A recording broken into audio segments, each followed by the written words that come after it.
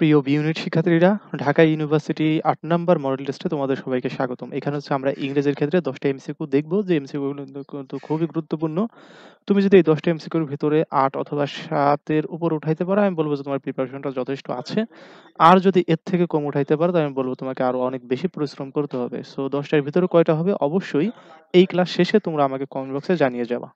ওকে, so আমাদের ১ number যে কোয়েশ্চেনটা আছে সেটা কি বলছে যে, "As it was raining heavily, the manager suggested that his employee dash a taxi to the meeting."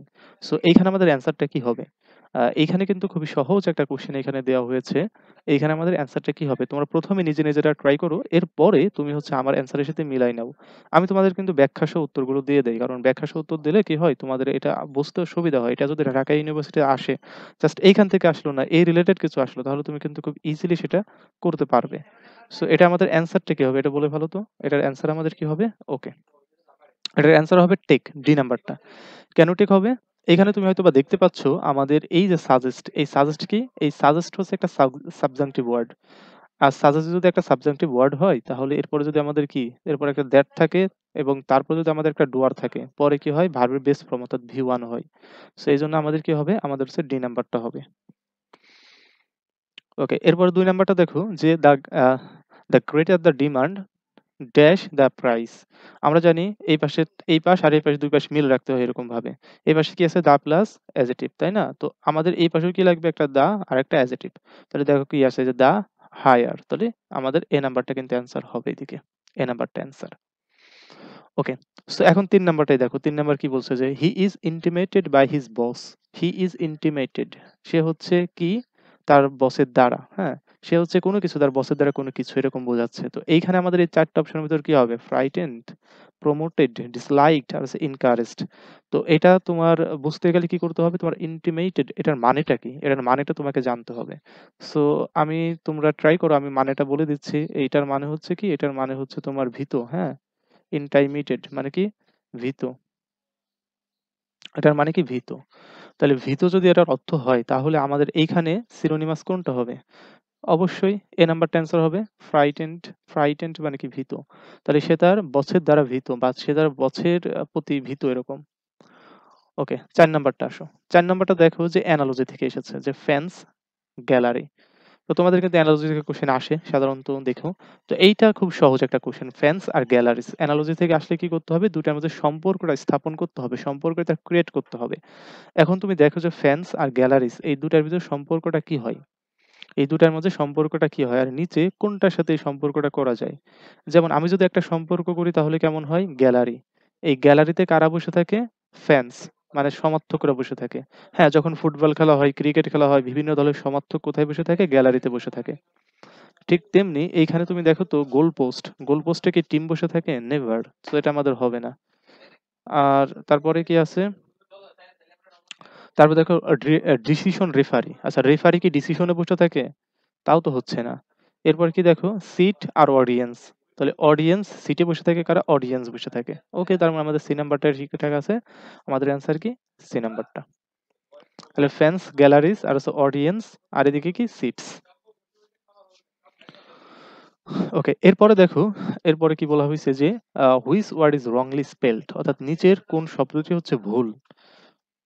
সব জায়গায় দেখছো যে এখানে কারেক্টলি থাকে, সব জায়গায় প্রায় দেখে আসছো যে এখানে কি থাকে? Correctly, CORRECTLY, correctly. কিন্তু তোমাকে কিন্তু একটু ঘোরাই দিলে কিন্তু তুমি পারবা না, কারণ এখানে দেখবা যে আসলে রংলি কোনটা ভুল সেটা বলছে নাকি কোনটা সঠিক সেইটা বলছে।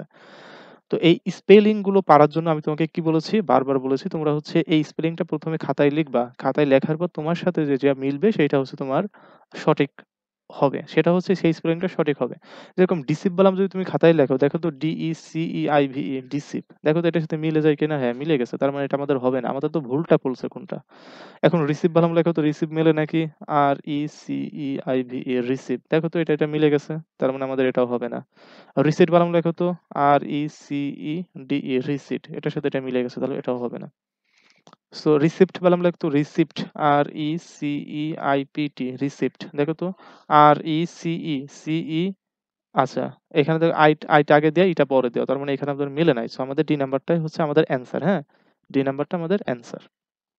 দেখো সঠিক বানানটা কি? RECEIPT, receipt. ওকে। সো এখন দেখো ৬ নাম্বারটায়। সো ৬ নাম্বারটার দিকে আমাদের কি আছে? যে I will take my driving test dash a week, অর্থাৎ আমি ১ সপ্তাহের মধ্যে ড্রাইভিং টেস্ট শিখব। ঠিক আছে? সো এইখানে আমাদের অ্যান্সারটা কি হবে? ওই যে কোনো কিছুর মধ্যে একটা টাইমের মধ্যে বোঝাতে আমরা কি বসাই? খুব ভালো করে খেয়াল করো, একটা টাইমের মধ্যে বোঝাতে আমরা কি বসাই? মাত্র ১০ সেকেন্ড সময় নাও। তুমি এটা পড়তে গেলেই উত্তর তোমার হয়ে গেছে আমি আশা করি। একটা সময়ের মধ্যে বোঝাতে আমরা কি করি? আমরা হচ্ছে ইন নেই। আমরা কি করি? আমরা হচ্ছে ইন নেই। তাহলে এখানে আমাদের অ্যান্সারটা কি হবে? ইন। এখানে অ্যান্সার কি হবে? ইন। তাহলে I will take my driving test in a week, আমি ১ সপ্তাহের ভিতরে আমি ড্রাইভিং টেস্টটা শিখে ফেলবো। ওকে। এরপর দেখো ৭ নম্বরটা কি আছে? The organization helps the elderly, অর্থাৎ অর্গানাইজেশন সাহায্য করে বৃদ্ধদের। সো এখানে আমাদের অ্যান্সারটা কি হবে? এখানে আর্টিকেল হিসেবে আমরা কি দা নিবো, নাকি অ্যান নিবো, নাকি এ নিবো, নাকি কোনো আর্টিকেলই নিবো না? এখানে আমাদের অ্যান্সারটা কি হবে? খুবই সহজ এবং সিম্পল একটা ওয়ার্ড। ওকে। তো তোমরা দেখো এখানে আমাদের অ্যান্সারটা কি হতে পারে? তোমরা একটু নিজেরা যাচাই বাছাই করে ট্রাই করো। আমি অ্যান্সার দেখিয়ে দিচ্ছি। সো এখানে আমাদের অ্যান্সার হবে দা। কেন দা হবে? কারণ আমরা কি জানি যদি আমাদের অ্যাডজেক্টিভের উপরে দা বসে, অ্যাডজেক্টিভের উপরে দা বসলে সেটা কি হয়ে যায়? কমন নাউন হয়ে যায়। কমন নাউন হয়ে যায়। অ্যাডজেক্টিভের উপরে দা থাকলে সেটা কি হবে? কমন নাউন হয়ে যাবে। সো এইখানে দেখো কি বলছে? দ্য অর্গানাইজেশন হেল্পস, অর্গানাইজেশন সাহায্য করবে। কাদেরকে করবে? নাউন লাগবে। কাদেরকে করবে? বয়স্কদেরকে, বৃদ্ধদেরকে। তাহলে এটা হচ্ছে কি একটা অ্যাডজেক্টিভ, বৃদ্ধ একটা অ্যাডজেক্টিভ। সো এরপরে যদি দা বসে তাহলে সেটা কি হয়? কমন নাউন হয়ে যায়। তাহলে বৃদ্ধদের। ওকে, এখন যদি তোমাকে বলা হয় যে দা পুর, দা পুর, পুর, এই পুর কি? পুর হচ্ছে একটা অ্যাডজেক্টিভ। এরপরে যখন আমি দা বসালাম তখন কি হলো?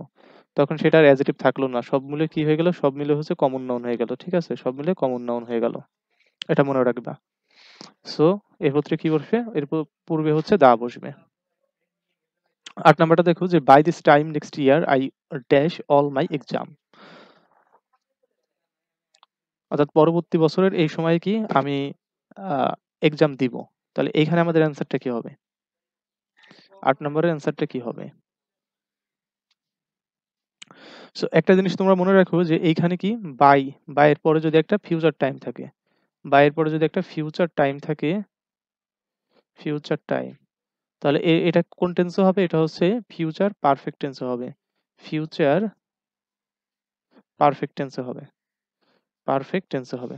বা এর পরে যদি একটা ফিউচার টাইম থাকে তখন কি হবে? ফিউচার পারফেক্ট টেন্সে হবে। আর ফিউচার পারফেক্ট টেন্সের গঠনটা কি? ফিউচার পারফেক্ট টেন্সের গঠনটা হচ্ছে শিয়াল অথবা উইল প্লাস হচ্ছে হ্যাভ প্লাস হচ্ছে ভি থ্রি। শিয়াল will plus have plus V three. So এটা হচ্ছে ফিউচার পারফেক্টের একটা গঠন। সো এখানে দেখো যে বাই আছে, বাই এর পরে দেখো যে এই যে নেক্সট ইয়ার আছে, ফিউচার একটা টাইম আছে। সো বাই এর পরে ফিউচার টাইম থাকলে আমাদের কি করতে হবে? আমাদের শিয়াল অথবা will plus have plus V three করতে হবে, অর্থাৎ ফিউচার পারফেক্ট করতে হবে। সো আমাদের কই আছে? মাত্র সি নাম্বারে আছে এটা। তো আমাদের সি নাম্বারটা অ্যান্সার। যারা সি নাম্বারটা উত্তর দিয়েছো সবাইকে স্বাগতম এবং কংগ্রাচুলেশন, তোমরা এটা পারছো। ওকে। তো এখন আসো ৯ নাম্বারটায়। The antonym of malign. এই মেলাইনের অ্যান্টোনিমটা কি? মেলাইনের হচ্ছে অ্যান্টোনিমটা কি হবে? এখানে কি তোমার হোস্টাইল হবে, ব্যাড হবে, বিনেইন হবে, নাকি হার্মফুল হবে? এই মেলাইন মানে কি?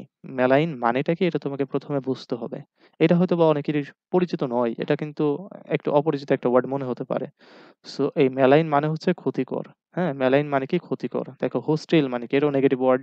ক্ষতিকর, ব্যাড মানে কি? খারাপ, ক্ষতিকর, হার্মফুল মানে কি? খারাপ, ক্ষতিকর। তাহলে কি হবে? বিনাইন। বিনাইন মানে কি? অনুকূল, অনুকূল। অনুকূল মানে কি? ভালো নিশ্চয়ই? ওকে। তার মানে আমাদের সি নাম্বারটা অ্যান্সার। এখন ১০ নম্বর এবং সর্বশেষটা কি? The noun of bore. এই বোরের নাউন ফর্ম কোনটা?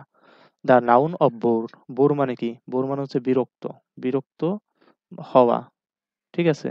বিরক্ত হওয়া। বোর মানে বিরক্ত হওয়া, একটা ভার্বে আছে।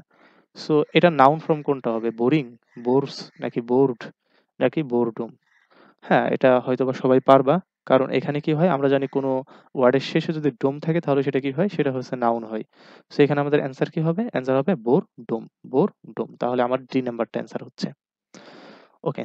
সো এইখানে কার কয়টা হয়েছে তা অবশ্যই আমাদেরকে কমেন্টে জানিয়ে যেতে ভুলবে না, এবং তুমি যদি আমার চ্যানেল নতুন হয়ে থাকো অবশ্যই চ্যানেলটি সাবস্ক্রাইব করে রাখো। কারণ আমরা ঢাকা ইউনিভার্সিটি পরীক্ষা থেকে শুরু করে প্রত্যেকটি ইউনিভার্সিটি পরীক্ষার আগে অনেকগুলো এমসিকিউ তোমাদেরকে সমাধান করাই। যে এমসিকিউ গুলো খুবই গুরুত্বপূর্ণ এবং যেগুলোর মাধ্যমে তোমরা তোমাদের প্রিপারেশনটা বুঝতে পারো এবং যেগুলো করার মাধ্যমে তোমরা ডিরেক্ট হোক অথবা ইনডিরেক্ট হোক ইউনিভার্সিটি পরীক্ষাতে কমন পেতে পারো। সো অবশ্যই আমার চ্যানেলের সাথে থাকবে। আরেকটা ফ্রি গ্রুপ আছে। সেই ফ্রি WhatsApp গ্রুপে যুক্ত থাকতে চাইলে আমাকে এই নাম্বারে যোগাযোগ করবে। আমি তোমাকে ওই গ্রুপে যুক্ত করে দেব। তাছাড়া ভিডিও ডেসক্রিপশন বক্সে আমাদের লিংক দেওয়া আছে। লিংকে ক্লিক করেও যুক্ত হয়ে যেতে পারবে। তো ভালো থেকো, সুস্থ থাকো। আল্লাহ হাফেজ।